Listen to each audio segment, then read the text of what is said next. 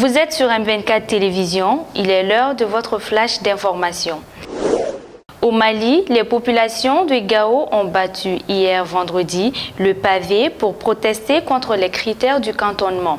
La marche a été organisée à l'initiative de la jeunesse de la ville et vise deux cibles, le gouvernement malien et la communauté internationale. Lors de cette manifestation, une déclaration et une pétition ont été remises au gouverneur de la cité des Askia, Seydou Traoré, et au chef de la MINUSMA à Gao. En République centrafricaine, François Hollande tourne la page Sangaris. Avant de se rendre au sommet anti-Boko Haram à Abuja, Nigeria, François Hollande a fait une brève halte en Centrafrique pour clore la mission militaire française Sangaris. Le chef de l'État s'est également rendu dans le dernier secteur musulman de la capitale. De fait, les soldats français ne vont pas tous partir. Certes, Sangaris, c'est fini. François Hollande l'a annoncé officiellement hier soir et cela lui permet de dire que l'armée française ne s'est pas enlisée en Centrafrique. Au Rwanda, le 26e Forum économique mondial pour l'Afrique s'est achevé ce vendredi 13 mai à Kigali. Pendant 3 jours, décideurs et entrepreneurs se sont penchés sur les opportunités pour l'Afrique de l'économie numérique à l'heure de la 4e révolution industrielle, cette transition numérique de l'économie mondiale qui transforme en profondeur les sociétés.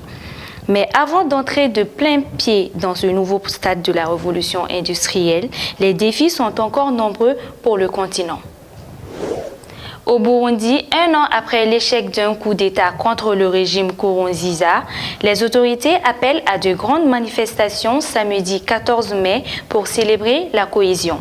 À l'époque, le chef d'État, candidat à sa réélection pour un 3e mandat contesté par l'opposition et la société civile.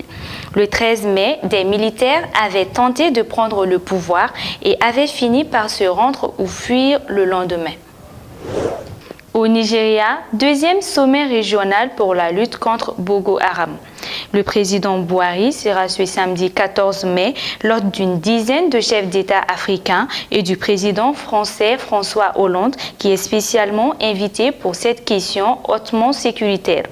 Avant le sommet, une rencontre en tête-à-tête est prévue entre les deux dirigeants français et nigériens.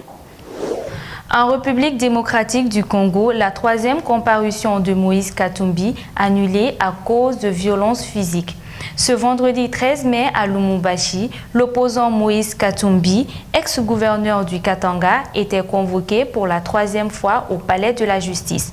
Mais l'audience a été ajournée et pour cause, lui et ses partisans auraient été violemment reprimés à l'entrée du palais, subissant des coups et des effets de gaz lacrymogènes. La responsabilité policière évoquée par la défense de Moïse Katumbi est démentie par le gouverneur du Haut-Katanga. En football, le président de la FIFA, Infantino, a nommé la diplomate sénégalaise Fatma Samba Diouf Samoura comme secrétaire générale de la FIFA. Cette nomination est intervenue lors du 66e congrès de la FIFA. Avec cette nomination, l'Afrique va occuper pour la première fois ce poste au sein de l'instance suprême du football mondial. Fermons ce flash avec les nouvelles de l'état de santé concernant l'animatrice vedette de l'ORTM et comédienne Oumou Diarra, dite Djema, qui est très malade depuis quelques jours. Depuis lundi, elle est de nouveau hospitalisée dans le service des urgences de l'hôpital du Mali. Selon des informations reçues, elle souffrirait d'une hypertension. C'est sur cette note un peu triste que s'achève ce flash d'information. Merci de l'avoir suivi et à très bientôt sur M24 Télévision.